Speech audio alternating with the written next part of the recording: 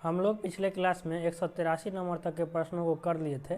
चलिए आगे चलते हैं, 184 नंबर के प्रश्नों से देखते हैं आज। इससे पहले आप लोग चैनल को लाइक शेयर और सब्सक्राइब अवश्य कर लें ताकि आने वाले एग्जाम में आप लोग का रिवीजन इजी वे में हो सके। चलिए देखते हैं, पहला प्रश्न आपका है 184 नंबर का। हाल ही में ऑस्ट्रेलिया के नए प्रधानमंत्री के रूप में किसे चुना गया है?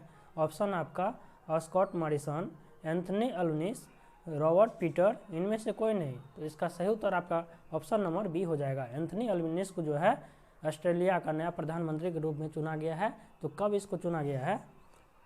2022 में इसका चुनाव हुआ था। चलिए अगला प्रश्न को देखते हैं। अगला प्रश्न आपका है, हाल ही में ईज ऑफ डूइंग बिजनेस नामक रिपोर्ट को जारी नहीं किए जाने का फैसला किया गया है। यह रिपोर्ट कौन सी संस्था द्वारा जारी किया जाता था? ऑप्शन है आपका विश्व बैंक द्वारा, अंकटाड द्वारा, IMF द्वारा, विश्व आर्थिक मंच द्वारा। तो इसका सही उत्तर हो जाएगा आपका ऑप्शन नंबर ए, विश्व बैंक द्वारा। विश्व बैंक द्वारा जो है आपका ईज ऑफ डूइंग बिजनेस नामक रिपोर्ट जो है जारी किया जाता है। चलिए अगला प्रश्न को देखते हैं। अगला प्रश्न आपका है, निम्न में से किसे प्राक्षित मुद्रा या आधार मुद्रा कहा जाता है? रिजर्व मनी और बेस मनी किसको कहा जाता है? M0, M1, M2, M3। तो इसका सही उत्तर हो जाएगा आपका ऑप्शन नंबर ए, M0 जो है बेस मनी और रिजर्व मनी के रूप में जाना जाता है। चलिए अगला प्रश्न को देखते हैं। अगला प्रश्न आपका है, मध्याह्न भोजन योजना मिड डे मील स्कीम की शुरुआत किस वर्ष की गई थी? तो इसका ऑप्शन आपका है 1992, 1995, 2000, 2005। तो इसका सही उत्तर हो जाएगा आपका ऑप्शन नंबर बी, 1995 में जो है आपका मिड डे मील की शुरुआत की गई थी। चलिए अगला प्रश्न को देखते हैं। अगला प्रश्न आपका है, आज़ादी का अमृत महोत्सव अधिकृत रूप से कब प्रारंभ किया गया? ऑप्शन आपका 26 जनवरी 2021, 12 मार्च 2021, 1 मई 2021, इनमें से कोई नहीं। तो इसका सही उत्तर आपका ऑप्शन नंबर हो जाएगा 12 मार्च 2021, ऑप्शन नंबर बी। तो किसके उपलक्ष्य में शुरुआत किया गया है दांडी?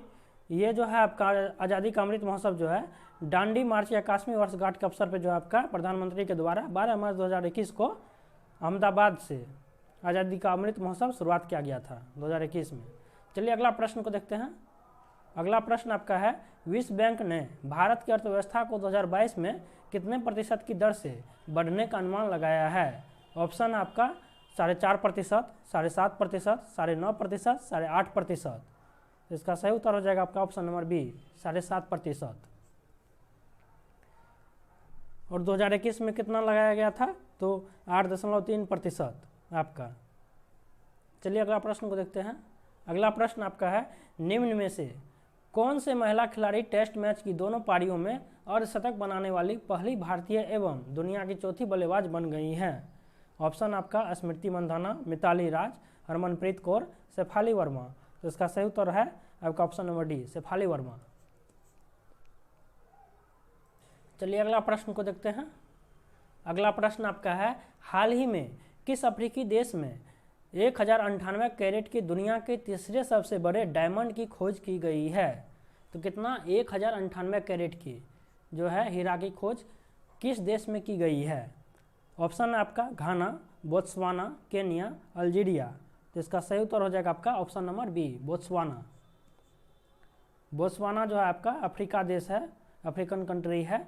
वहाँ पे जो है 1098 कैरेट की दुनिया का सबसे यानी तीसरा सबसे बड़ा डायमंड का खोज किया गया है।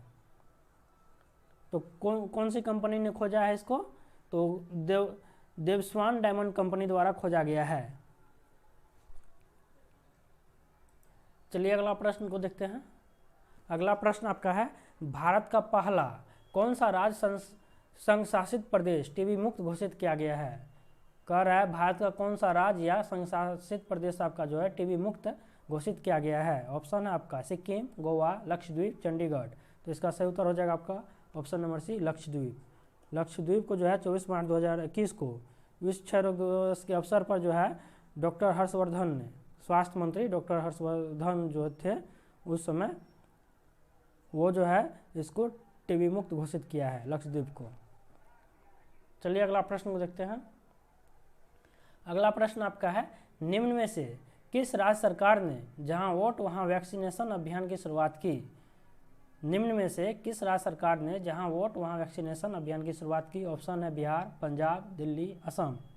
तो इसका सही उत्तर हो जाएगा आपका ऑप्शन नंबर सी, दिल्ली। इसकी शुरुआत जो आपका जून 2021 में किया गया था। चलिए अगला प्रश्न को देखते हैं। अगला प्रश्न आपका है, भारत सरकार ने किस समिति की सिफारिश पर लोकसभा और राज्यसभा टीवी चैनल को विलय किया गया? ऑप्शन है आपका रवि प्रकाश समिति, सूर्य प्रकाश समिति, शशि शेखर वेम्पति, आनंद मोहन समिति। तो इसका सही उत्तर हो जाएगा आपका option number B, Surya Prakash समिति। चलिए अगला प्रश्न को देखते हैं। अगला प्रश्न आपका है, विश्व शरणार्थी दिवस निम्न में से किस दिन मनाया जाता है? ऑप्शन आपका 10 जनवरी, 12 मार्च, 20 जून, 20 अप्रैल। तो इसका सही उत्तर हो जाएगा आपका ऑप्शन नंबर सी, 20 जून। चलिए अगला प्रश्न को देखते हैं। अगला प्रश्न आपका है, निम्न में से किस अंतर्राष्ट्रीय बॉक्सर एवं 1998 एशियाई खेलों के स्वर्ण पदक विजेता का निधन हो गया है? ऑप्शन आपका राहुल सचदेवा, डिंको सिंह, मोहन अग्रवाल, प्रमोद सिंह। तो इसका सही उत्तर है आपका option number B, Dingko Singh. चलिए अगला प्रश्न को देखते हैं। अगला प्रश्न आपका है, भारत और बांग्लादेश के मध्य स्थित मैत्री सेतु निर्माण किस नदी पर किया गया है? भारत और बांग्लादेश के मध्य जो है स्थित मैत्री सेतु का निर्माण जो है किस नदी पर किया गया है? ऑप्शन आपका तीस्ता, बराक, ब्रह्मपुत्रा, फेनी। तो इसका सही उत्तर हो जाएगा आपका ऑप्शन नंबर डी, फेनी नदी पे जो है आपका मैत्री सेतु का निर्माण किया गया है, भारत और बांग्लादेश के बीच में स्थित है, जिसकी लंबाई कितना है? 1.9 किलोमीटर है। त्रिपुरा से सबरूम और बांग्लादेश के रामगढ़ को जोड़ता है। त्रिपुरा के सबरूम और बांग्लादेश के रामगढ़ को जोड़ता है यह पुल। चलिए अगला प्रश्न को देखते हैं। अगला प्रश्न आपका है, मानव पाचन तंत्र में किसके कमी से पित्त रस का स्राव होता है? ऑप्शन है आपका अग्नाशय, छोटी आंत, उदर, यकृत। आपको बताना है मानव पाचन तंत्र में जो है किसकी कमी से जो है पित्त रस का स्राव होता है? अग्नाशय, छोटी आंत, उदर, यकृत। इसका सही उत्तर हो जाएगा ऑप्शन नंबर डी, यकृत। पित्त जो है आंत में उपस्थित एंजाइमों की क्रिया को तीव्र करता है और पित्त जो है आपका पीले हरे रंग का क्षारीय द्रव है और इसका पीएच मान कितना होता है पित्त का? तो 7.7 होता है। चलिए अगला प्रश्न को देखते हैं। प्रश्न आपका है, निम्नलिखित में से कौन सा मानवों में पुरुष प्रजनन प्रणाली का हिस्सा नहीं है? तो कौन सा जो है कह रहा है पुरुष प्रजनन प्रणाली का हिस्सा आपका नहीं है? ऑप्शन है आपका टेस्टोस्टेरोन, विरसन, शुक्रवाहिका, अंडाशय। तो इसका सही उत्तर हो जाएगा आपका ऑप्शन नंबर डी, अंडाशय। अंडाशय जो है मानव में पुरुष प्रजनन प्रणाली का हिस्सा नहीं होता है। अंडाशय आपका किसका हिस्सा है? तो मादा प्रजनन प्रणाली का हिस्सा है। चलिए अगला प्रश्न को देखते हैं। अगला प्रश्न आपका है, निम्नलिखित में से किसे मास्टर ग्रंथि के रूप में जाना जाता है? ऑप्शन आपका पीयूष ग्रंथि, अवटु ग्रंथि, अधिवृक्क ग्रंथि, परावटु ग्रंथि। इसका सही उत्तर हो जाएगा आपका ऑप्शन नंबर ए, पीयूष ग्रंथि को जो है आपका मास्टर ग्रंथि के रूप में जाना जाता है और इसका भार लगभग कितना होता है? 0.6 ग्राम होता है। चलिए अगला प्रश्न को देखते हैं। अगला प्रश्न आपका है, निम्न में से किस हार्मोन को दुग्धजनक हार्मोन कहते हैं? ऑप्शन है आपका ADH, LTH, TSH, FSH। किस हार्मोन को जो है आपका दुग्धजनक हार्मोन कहते हैं? तो इसका सही उत्तर हो जाएगा आपका option number B, option number LTH। LTH को जो है दुग्धजनक हार्मोन कहा जाता है। इसका मुख्य कार्य क्या है? तो शिशु के लिए स्तनों में दुग्ध स्राव उत्पन्न करना। चलिए अगला प्रश्न को देखते हैं। अगला प्रश्न है, 1 पिकोमीटर किसके बराबर है? 1 पिकोमीटर आपका किसके बराबर है? तो 1 पिकोमीटर आपका 10⁻⁻12 मीटर के बराबर होता है। 10⁻⁻12 मीटर के बराबर होता है। ऑप्शन नंबर बी आपका राइट आंसर है। और 1 एटोमीटर आपका -18 मीटर के बराबर होता है। नैनोमीटर 10⁻9 मीटर के बराबर होता है और टेरामीटर 10⁻12 मीटर के बराबर होता है और पेटामीटर 10⁻15 मीटर के बराबर होता है। चलिए अगला प्रश्न को देखते हैं। अगला प्रश्न आपका है, गैल्वेनोमीटर प्रयुक्त होता है। ऑप्शन है आपका प्रकाश की दिशा ज्ञात करने में, ध्वनि की दिशा ज्ञात करने में, विद्युत धारा की दिशा ज्ञात करने में, चुंबकीय प्रेरणा की दिशा ज्ञात करने में। तो कौन सा ऑप्शन आपका सही हो जाएगा इसमें? तो ऑप्शन नंबर सी आपका सही हो जाएगा। गैल्वेनोमीटर जो है प्रयुक्त होता है विद्युत धारा की दिशा ज्ञात करने में। चलिए अगला प्रश्न को देखते हैं। अगला प्रश्न आपका है, एक संपीड़ित स्प्रिंग में कौन सी ऊर्जा होती है? ऑप्शन है आपका स्थिज, गतिज, रासायनिक ऊर्जा और स्थिज और गतिज दोनों ऊर्जा। तो इसका सही उत्तर हो जाएगा आपका कौन सा? ऑप्शन नंबर ए, स्थिज ऊर्जा जो है आपका संपीड़ित स्प्रिंग में ऊर्जा होती है। चलिए अगला प्रश्न को देखते हैं। अगला प्रश्न आपका है, निम्न में से विद्युत परिपथ में समानांतर जोड़ा जाता है। ऑप्शन है ammeter, volt meter, fuse, galvanometer. तो इसका सही उत्तर हो जाएगा आपका option number B, volt meter. Volt meter जो है आपका विद्युत परिपथ में समानांतर क्रम में जोड़ा जाता है। और वोल्ट मीटर का प्रयोग जो है, एक आदर्श वोल्ट मीटर का प्रतिरोध अनंत होता है।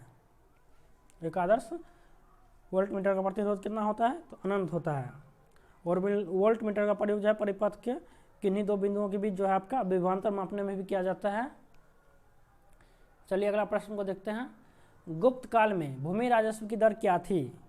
गुप्त काल में आपका भूमि राजस्व की दर क्या थी? ऑप्शन है आपका 1/3 भाग, 1/4 भाग, 1/6 भाग, 1/8 भाग। तो इसका सही उत्तर हो जाएगा आपका ऑप्शन नंबर सी, 1/6 भाग। 1/6 भाग जो है राजस्व वसूलता था गुप्त काल में। चलिए अगला प्रश्न को देखते हैं। अगला प्रश्न आपका है, चंपारण आंदोलन से निम्नलिखित में से कौन संबंधित नहीं है? चंपारण आंदोलन जो है आपका हुआ था जब, उनसे निम्नलिखित में से जो है आपका दिया हुआ है कौन संबंधित नहीं है? ऑप्शन आपका राजेंद्र प्रसाद, अनुग्रह नारायण सिंह, जेपी कृपलानी, जयप्रकाश नारायण। तो इसका सही उत्तर हो जाएगा आपका option number D, Jayaprakash Narayan.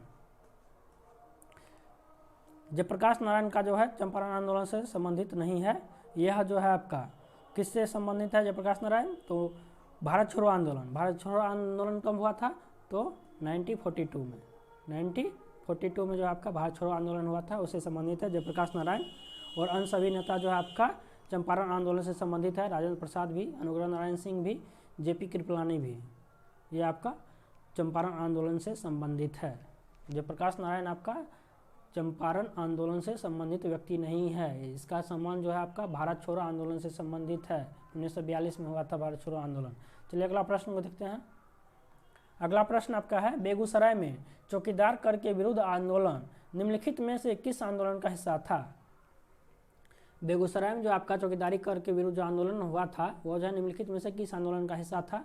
ये प्रश्न आपको हम पहले भी बता चुके हैं। ऑप्शन आपका खिलाफत आंदोलन, असहयोग आंदोलन, सविनय अवज्ञा आंदोलन, भारत छोड़ो आंदोलन। इसका सही उत्तर कौन सा हो जाएगा? ऑप्शन नंबर सी, सविनय अवज्ञा आंदोलन। चलिए अगला प्रश्न को देखते हैं। अगला प्रश्न आपका है, स्वराज आम जनता के लिए होना चाहिए, केवल खास वर्गों के लिए नहीं। यह कथन किसका है? स्वराज जो है आम जनता के लिए होना चाहिए, केवल खास वर्गों के लिए नहीं। आम जनता के लिए होना चाहिए, केवल खास वर्गों के लिए नहीं होना चाहिए। यह कथन किसका है? ऑप्शन आपका सी आर दास, सी राजगोपालाचारी, मोतीलाल नेहरू, गोपीनाथ शाह। तो इसका सही उत्तर हो जाएगा आपका ऑप्शन नंबर बी, सी राजगोपालाचारी। सी राजगोपालाचारी जो है कथन, इसका कथन है स्वराज आम जनता के लिए होना चाहिए। और सी राजगोपालाचारी जो है आपका भारत का प्रथम और अंतिम गवर्नर जनरल थे। सी राजगोपालाचारी भारत का प्रथम और अंतिम गवर्नर जनरल बने थे।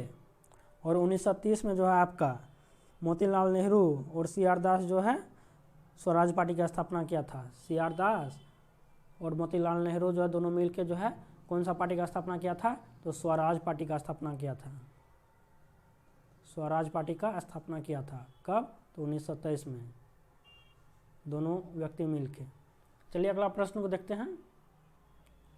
अगला प्रश्न आपका है, अगस्त 1932 ईस्वी के रैमजे मैकडोनाल्ड के सांप्रदायिक पंचायत के द्वारा पहली बार निम्न में से किसके लिए एक पृथक निर्वाचक समूह बनाया गया? 1932 ईस्वी में जो आपका रैमजे मैकडोनाल्ड के सांप्रदायिक पंचायत के द्वारा जो है किसके लिए जो है पृथक निर्वाचक समूह बनाया गया था? ऑप्शन है आपका मुसलमानों के लिए, अछूतों के लिए, भारतीय ईसाइयों के लिए, एंग्लो इंडियंस के लिए। तो इसका सही उत्तर हो जाएगा आपका ऑप्शन नंबर बी, अछूतों के लिए। 1932 में जो है कब? तो 1932 में जो है आपका रैमजे मैकडोनाल्ड हरिजन और अछूतों के लिए अलग से निर्वाचन व्यवस्था किया था। चलिए अगला प्रश्न को देखते हैं। अगला प्रश्न आपका है, ऋग्वैदिक कालीन नदियाँ में से अस्किनी निम्नलिखित में से किस नदी का प्राचीनतम नाम है? ऋग्वैदिक कालीन नदियाँ में से अस्किनी जो है निम्नलिखित में से किस प्राचीनतम नदी का नाम है? ऑप्शन है आपका झेलम, चिनाब, रावी, ब्यास। तो इसका सही उत्तर हो जाएगा आपका ऑप्शन नंबर बी, चिनाब नदी का नाम जो है ऋग्वैदिक काल में अस्किनी नाम था। और आपका जो है झेलम का क्या नाम था? तो वितस्ता नाम था। क्या नाम था? वितस्ता। और रावी का क्या नाम था? रावी का आपका पारुसनी नाम था। क्या नाम था? पारुसनी। ब्यास नदी का क्या नाम था? विपाशा। विपाशा। विपाशा आपका ब्यास नदी का नाम था। झेलम का नाम आपका क्या था? तो झेलम का नाम वितस्ता, चिनाब नदी का नाम अस्किनी और रावी का नाम पारुसनी, ब्यास का नाम विपाशा। चलिए अगला प्रश्न को देखते हैं। अगला प्रश्न आपका है पुनर्जागरण काल में चित्रकला का जनक किसे माना जाता है? पुनर्जागरण काल में जो है आपका चित्रकला का जनक किसे माना जाता है? ऑप्शन है मेडोना, जियाटो, फ्रांसिस बेकन, राफेल। तो इसका सही उत्तर हो जाएगा आपका ऑप्शन नंबर बी, जियाटो को जो है पुनर्जागरण काल में जो है चित्रकला का जनक माना जाता है। चलिए अगला प्रश्न को देखते हैं। अगला प्रश्न आपका है भारत में राज्य विधान पालिकाओं का उच्च सदन कौन सा है? भारत में राज्य विधान पालिकाओं का जो है उच्च सदन कौन सा है? ऑप्शन आपका राज्यपाल का कार्यालय, विधान पालिका समिति, विधान पालिका परिषद, इनमें से कोई नहीं। तो इसका सही उत्तर हो जाएगा आपका ऑप्शन नंबर सी, विधान पालिका परिषद। अनुच्छेद 169 जो है किससे रिलेटेड है? तो आपका विधान परिषद से रिलेटेड है आपका अनुच्छेद कितना? तो 169। चलिए अगला प्रश्न को देखते हैं। अगला प्रश्न आपका है उच्चतम न्यायालय में न्यायाधीशों की संख्या की वृद्धि करने की शक्ति किसके पास है? ऑप्शन है प्रधानमंत्री, राष्ट्रपति, विधि मंत्रालय, सांसद। तो किसके पास जो है आपका उच्चतम न्यायालय में न्यायाधीशों की संख्या की वृद्धि करने की शक्ति है? तो इसका सही उत्तर हो जाएगा आपका ऑप्शन नंबर डी, सांसद के पास है। और इससे रिलेटेड आपका उच्चतम न्यायालय से रिलेटेड जो है न्यायाधीशों की संख्या में वृद्धि करने और जो है अन्य कोई भी काम यदि सांसद को करना पड़ेगा तो किस अनुच्छेद के तहत करेगा? तो अनुच्छेद आपका 124 जो है स्थापना, गठन और शक्तियों का विनियोग करने के लिए संसद को शक्ति देता है। कितना? तो अनुच्छेद 124। चलिए अगला प्रश्न को देखते हैं।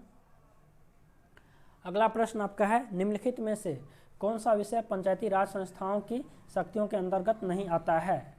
निम्नलिखित में से कौन सा विषय जो है आपका पंचायती राज संस्थाओं की शक्तियों के अंतर्गत नहीं आता है?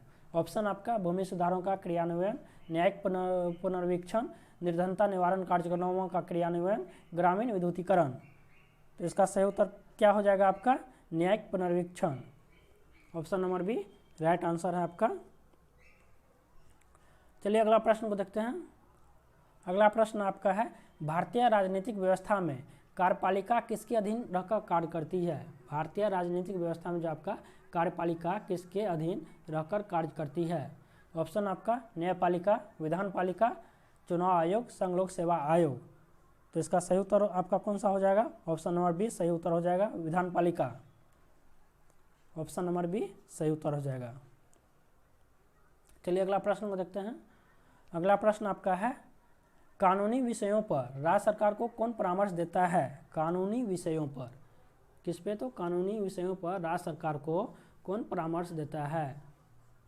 ऑप्शन आपका है महान्यायवादी, महाधिवक्ता, महान्यायाधीश, उच्च न्यायालय के मुख्य न्यायाधीश। तो इसका सही उत्तर हो जाएगा आपका महाधिवक्ता। Option number B.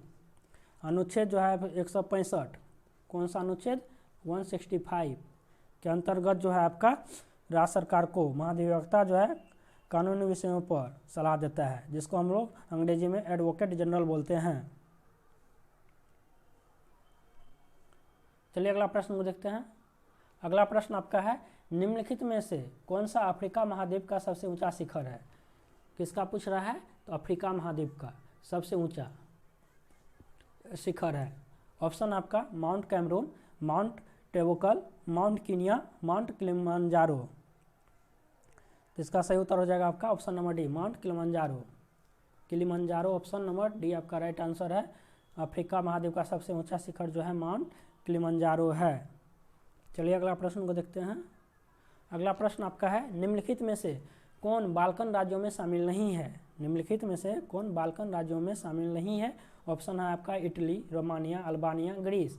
तो option number A correct answer है आपका। बाल्कन राज्य में इटली जो है शामिल नहीं है।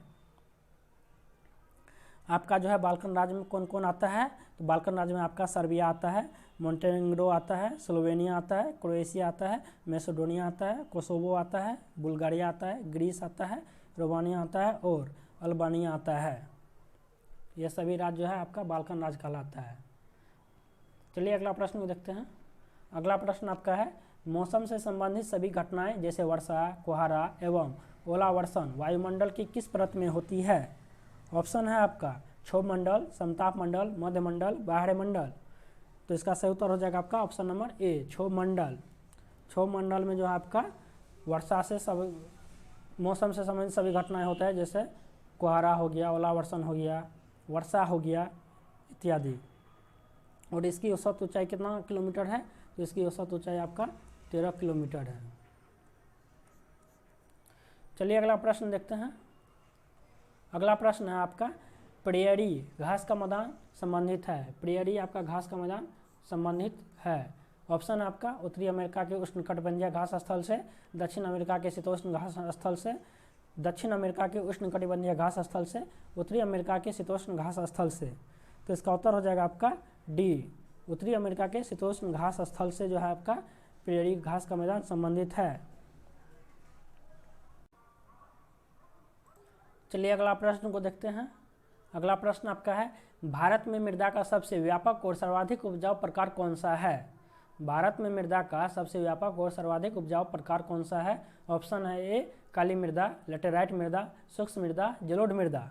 तो इसका सही उत्तर हो जाएगा आपका ऑप्शन नंबर डी, जलोढ़ मृदा। यह जो है मृदा 40% भाग को ढका हुआ है, जलोढ़ मृदा। चलिए अगला प्रश्न को देखते हैं।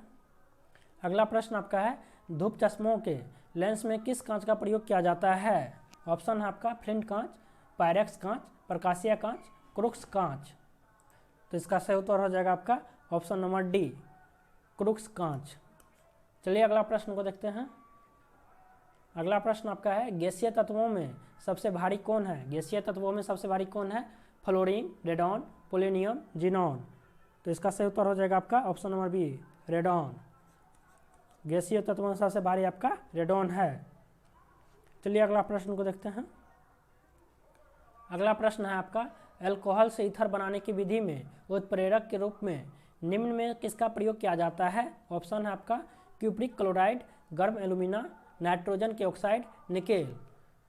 क्या कह रहा है प्रश्न आपका? अल्कोहल से ईथर बनाने की विधि में जो आपका उत्प्रेरक के रूप में निम्न में से किसका प्रयोग किया जाता है?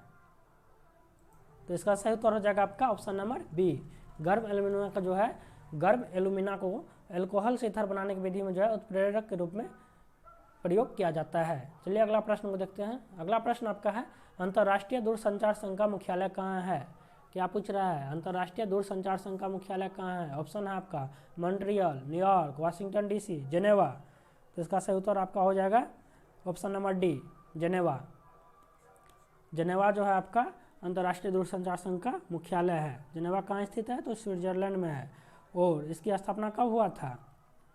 1865 में हुआ था। कब हुआ था? 1865 में। चलिए अगला प्रश्न को देखते हैं। अगला प्रश्न आपका है, संयुक्त राष्ट्र संघ के सचिवालय के महासचिव को नियुक्ति कितने वर्ष के लिए की जाती है? ऑप्शन है आपका 3 वर्ष, 4 वर्ष, 5 वर्ष, 9 वर्ष। प्रश्न है आपका, संयुक्त राष्ट्र संघ के सचिवालय के महासचिव, सचिवालय के महासचिव कहाँ के? तो संयुक्त राष्ट्र संघ के नियुक्ति कितने वर्ष के लिए की जाती है? तो ऑप्शन है आपका 3 वर्ष, 4 वर्ष, 5 वर्ष, 9 वर्ष। तो इसका सही उत्तर हो जाएगा आपका ऑप्शन नंबर सी, 5 वर्ष। चलिए अगला प्रश्न को देखते हैं। अगला प्रश्न है आपका, ओपेरा हाउस किस देश का राष्ट्रीय स्मारक है? ओपेरा हाउस जो आपका किस देश का राष्ट्रीय स्मारक है? ऑप्शन है ब्रिटेन, फ्रांस, ऑस्ट्रेलिया, रूस। ओपेरा हाउस किस देश का राष्ट्रीय स्मारक है? तो इसका सही उत्तर हो जाएगा ऑप्शन नंबर सी, ऑस्ट्रेलिया। और यह कहाँ स्थित है? तो सिडनी में स्थित है। कहाँ है? सिडनी में है। ओपेरा हाउस आपका कहाँ पे है? सिडनी में है। चलिए अगला प्रश्न को देखते हैं। अगला प्रश्न आपका है, विश्व रक्तदान दिवस कब मनाया जाता है? विश्व रक्तदान दिवस कब मनाया जाता है? विश्व रक्तदान दिवस जो आपका कब मनाया जाता है? ऑप्शन है 14 जून, 21 जून, 17 अप्रैल, 7 अप्रैल। तो इसका सही उत्तर हो जाएगा आपका ऑप्शन नंबर ए, 14 जून। 14 जून को जो है विश्व रक्तदान दिवस मनाया जाता है। 21 जून को क्या मनाया जाता है? अंतर्राष्ट्रीय योग दिवस। 21 जून अंतर्राष्ट्रीय योग दिवस। अंतर्राष्ट्रीय योग दिवस। और आपका जो है 7 अप्रैल को क्या मनाया जाता है?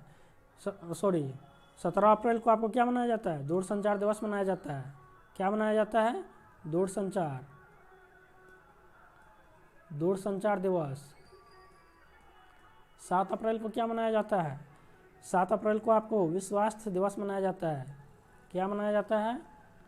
विश्व स्वास्थ्य दिवस।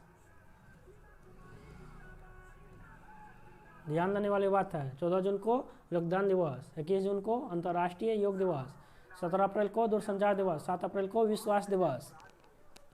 आज हम लोग क्लास को यहीं ख़त्म करते हैं, समाप्त करते हैं। अगले क्लास में हम लोग 228 से आगे के प्रश्नों को देखेंगे। वीडियो अच्छा लगे तो आप लोग लाइक शेयर और सब्सक्राइब अवश्य कर लें। धन्यवाद।